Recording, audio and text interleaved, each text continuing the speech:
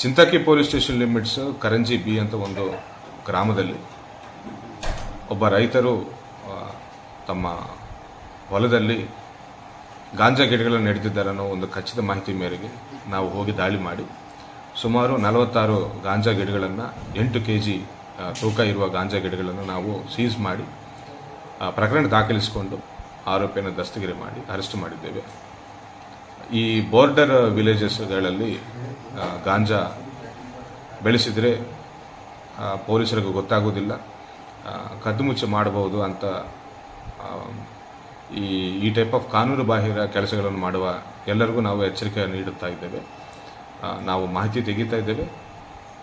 ಖಚಿತವಾಗಿ ಇಂಥವರ ಮೇಲೆ ಕಠಿಣ ಕ್ರಮ ಜರುಗಿಸಲಾಗುವುದು ಅಂತ ಹೇಳ್ತಾ ಇದ್ದೇನೆ. ಮಾದಕ ವಸ್ತುಗಳಿಂದ ದೂರವಾಗಿರಿ ಅಂತ ನಾನು ಹೇಳ್ತಾ ಇದ್ದೇನೆ.